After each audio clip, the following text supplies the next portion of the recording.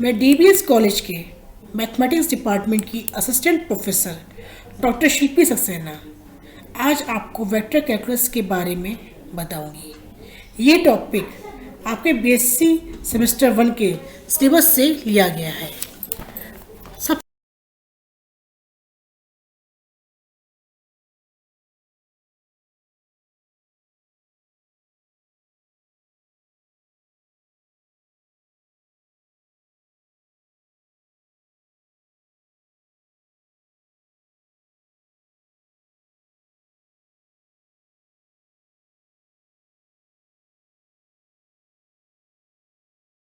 सबसे पहले हम ये जानेंगे कि वेक्टर कैलकुलस होता क्या है।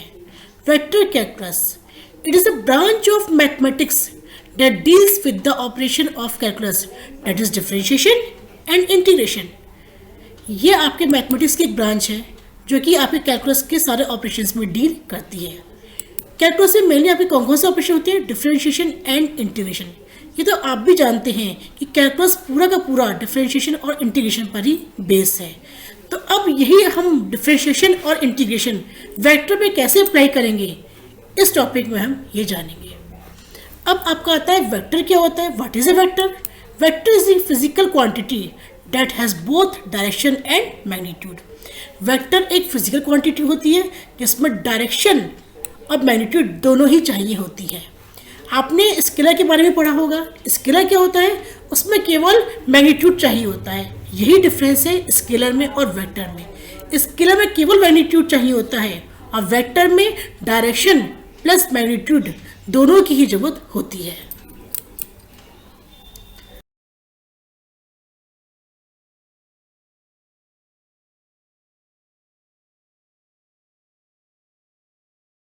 अब आपके आते हैं वेक्टर्स के टाइप ऑफ वेक्टर्स कितने टाइप के होते हैं। पहला है हमारा zero vector. It is also known as null vector, means इसको हम एक नल वेक्टर भी कहते हैं। It has a magnitude equal to 0 and has no specified direction. इसका जो मैग्नीट्यूड होता है वो आपका मीन्स इसकी जो वैल्यू होगी वो आपकी 0 के इक्वल होगी और इसमें कोई भी डायरेक्शन स्पेसिफाइड नहीं होती है। Second one is the equal vector. Equal vectors are defined as two vectors having same magnitude and direction. बेटा नाम से क्लियर है, इक्वल वेक्टर मीन्स इसमें क्या होगा, दोनों वेक्टर इक्वल कब होंगे? जब उनका मैग्नीट्यूड सेम हो और उनकी डायरेक्शन भी आपस में एक दूसरे के सेम हो, तभी दो वेक्टर्स इक्वल कहलाए जाएंगे। And the third one is unit vector whose magnitude is exactly 1 is called unit vector. वो वेक्टर जिसका मैग्नीट्यूड 1 होगा वो आपका यूनिट वेक्टर कहलाया जाएगा। अब आपका आता है पोजीशन वेक्टर। पोजीशन वेक्टर जानने से पहले हम ये जानेंगे कि देखो बेटा, इसमें मैंने एक फिगर ड्रॉ करी है। उसमें आप ये देखिए हमने एक 3 डायमेंशनल फिगर बना रखी है। अब तक आपने 2 डायमेंशनल फिगर के बारे में पढ़ा होगा। आज हम आपको 3 डायमेंशनल फिगर के बारे में भी बताएंगे। ये क्या है? यहाँ पर आपका ओ ओरिजिन लिया गया है हमने, X axis, Y axis, Z axis, 3 axis ली गई हैं। इसमें क्या है, हमने एक पॉइंट पी लिया है। इस पॉइंट पी के कोऑर्डिनेट्स किया है आपके एक्स, वाई, जेड। और ओ है आपका, ओ क्या है बेटा? ओ ओरिजिन है। आप जानते हैं ओरिजिन के कोऑर्डिनेट्स हमेशा क्या होते हैं? 0 0 0। ये तो आपका रहा 3 डायमेंशनल फिगर। अब इसी 3 डायमेंशनल फिगर को हम वेक्टर में लेकर के आएंगे। देखिए क्या है, let P be any point. P क्या है? एक पॉइंट है स्पेस में। आई जे के क्या है? इसके यूनिट वेक्टर हैं। ये वेक्टर जो आई जे के हैं ये इसकी एक्सिस को रिप्रेजेंट कर रहे हैं, इसके अलोंग है। मीन्स एक्स एक्सिस क्या रिप्रेजेंट करती है? आई। आई आपका होगा एक्स एक्सिस के अलोंग और जे होगा आपका वाई एक्सिस के अलोंग और के वेक्टर जो होगा वो आपका होगा जेड एक्सिस के अलोंग। यहाँ पे हमने एक वेक्टर आर है जो आपको दिखाई दे रहा है फिगर में। ये आर क्या है? ये पोजीशन वेक्टर है किसका? इस पॉइंट पी का। इस आर की वैल्यू क्या होती है? इस आर की वैल्यू होती है एक्स आई प्लस वाई जे प्लस जेड के। अब हम इसमें फाइंड आउट करेंगे ओ पी। ओ क्या है? ओरिजिन आ गया, पी कोई पॉइंट है। इस वेक्टर आर की वैल्यू किसकी इक्वल होगी? ओपी के। ओपी इज इक्वल टू क्या होगा? अंडर रूट एक्स माइनस 0 का स्क्वायर प्लस वाई माइनस 0 का स्क्वायर प्लस जेड माइनस 0 का स्क्वायर। तो क्या आएगा, vector R is equal to under root X square plus Y square plus Z square. अब हमने दोनों स्क्वायर कर दिया, तो ये क्या बन गया, दोनों स्क्वायर हमने क्यों करा है, ताकि इसमें से हम अंडर रूट या स्क्वायर रूट को हटा सकें। फिर आपका क्या आएगा, R square is equal to X square plus Y square plus Z square. अब जब आगे हमें जरूरत पड़ेगी तो हम इस फॉर्मूले को डायरेक्ट अप्लाई कर सकेंगे। अब आपके आते हैं डिफरेंशिएशन के फॉर्मूले। ये बात मैं भी जानती हूँ कि आप सब डिफरेंशिएशन पढ़ के आए हैं। वही डिफरेंशिएशन के फॉर्मूले अब हम वेक्टर में अप्लाई करेंगे। आप खुद देखेंगे दोनों में ज़्यादा डिफरेंस नहीं है, फॉर्मूले वही रहेंगे, बस उसमें हम वेक्टर को उस फॉर्म में अप्लाई कर देंगे। जैसे हमने यहाँ पे क्या लिया है, ए बी सी आपके क्या है, 3 डिफरेंशिएबल वेक्टर फंक्शन है किसी स्केलर टी के, और फाई क्या है, डिफरेंशिएबल स्केलर फंक्शन है। First formula is d upon D T A plus B. A और बी क्या है, 2 वेक्टर हैं, ये दोनों वेक्टर एडिशन में हैं, हमें इनका डिफरेंशिएशन निकालना है विद रेस्पेक्ट टू टी। तब इसका फॉर्मूला क्या होगा, D A upon D T plus D B upon D T. Second one क्या है फॉर्मूला हमारा, 2 वेक्टर फिर से है ए और बी, इसमें आप देखिए क्या है, 2 वेक्टर जो है मल्टीप्लाई में है, तो D upon D T is equal A dot B. Formula क्या होगा, A dot D B upon D T plus B dot D upon D T. मतलब वही फॉर्मूला चल रहा है, देखिए डिफरेंशियल कैलकुलस वाला, 2 वेक्टर है मल्टीप्लिकेशन में है, फर्स्ट वेक्टर इंटू सेकेंड का differentiation plus second vector into first का डिफरेंशिएशन, वही फॉर्मूला चल रहे हैं डिफरेंशियल कैलकुलस वाले, बस यहाँ पे वेक्टर की फॉर्म में आ गए। Third one is the D upon D T A cross B.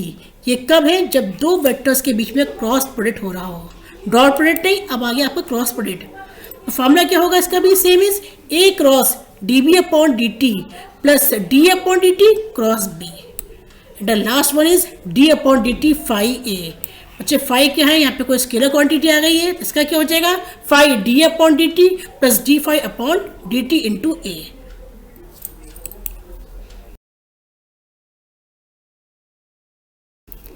Fifth formula d upon D T A B C, 3 vector है, अब इनके लिए हम निकालेंगे d upon D t B C plus A into d B upon D t C plus A B और d C upon D t. 6 है क्या है, d upon D T A cross B cross सी। इसमें क्या है, तीनों vector जो है क्रॉस प्रोडक्ट में है, तो क्या आएगा आपका d upon D t cross B cross C plus A cross d B upon D t cross C plus A cross B cross d C upon D t. ये 6 फॉर्मूले जो हमने बताए, ये आगे आपके जो क्वेश्चंस कराएंगे हम उस सब में ये हम अप्लाई करेंगे। नेक्स्ट टॉपिक क्या है, derivative of a constant vector. यदि कोई कांस्टेंट वेक्टर दे रखा है तो उसका डेरिवेटिव क्या होगा, सेम थिंग इज हेयर। जैसे डिफरेंशिएशन में एक कांस्टेंट टर्म का डेरिवेटिव क्या होता था, डिफरेंशिएशन क्या होता था, 0 होता था ना। तो यहाँ पर भी अगर let R is equal to C, C क्या है, कांस्टेंट वेक्टर है, तो इसका differentiation means d R upon D t भी क्या होगा, 0 के इक्वल होगा।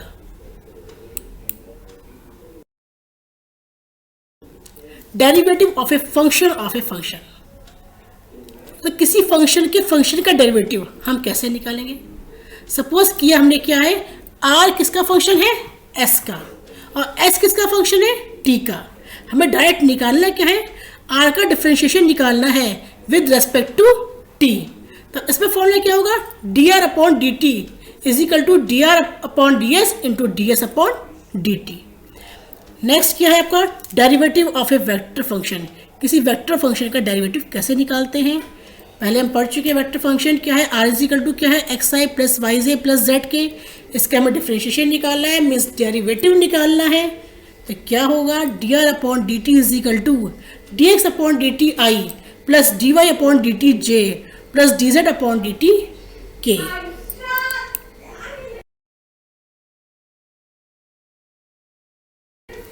अब हम जानेंगे इस स्लाइड में वेलोसिटी और एक्सेलरेशन के बारे में। वेलोसिटी को हम नोट करते हैं वी से, फार्मूला वही होता है। वेलोसिटी का फार्मूला क्या होता है, सबको पता है, वी इज इक्वल टू आता है आपका डिस्टेंस अपॉन टाइम। तो डिस्टेंस क्या आ गया आपकी, आर अपॉन टाइम टी है, तो क्या होगा, वी का फॉर्मूला क्या होगा, D R upon D T. R क्या है, यहाँ पे डिस्प्लेसमेंट है, और टाइम क्या है, टी क्या है, टाइम आ गया। Next is acceleration. अब हमें क्या निकालना है, एक्सीलरेशन निकालना है किसी पार्टिकल का किसी टाइम टी पर। तब क्या होगा, फॉर्मूला क्या होगा, v is equal to, A क्या है, ए आपका एक्सीलरेशन है, A is equal to dv upon dt। पता है एक्सीलरेशन क्या होता है, एक्सीलरेशन इज इक्वल टू क्या होता है, वेलोसिटी अपॉन टाइम। तो क्या होगा, dv अपॉन dt। फिर हमने क्या करा, d अपॉन dt बाहर ले लिया और v की वैल्यू ऊपर से उठा के यहाँ पे पुट कर दी, dr अपॉन dt। तो क्या हो गया, is equal to d2r upon dt2। जब हम उसी को दोबारा डिफरेंशिएट करेंगे तो हमें आपको यहाँ पे एक्सीलरेशन भी मिल जाएगा।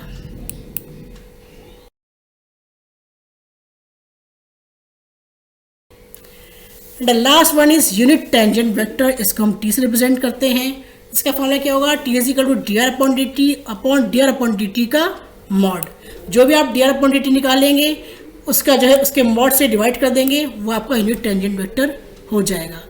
अब आपके आते हैं सब इम्पोर्टेंट नोटेशंस फॉर वेक्टर। क्या है, हमने आपको बताया कि वेक्टर में क्या होते हैं, आई जे के, इन तीनों का यूज़ करते हैं।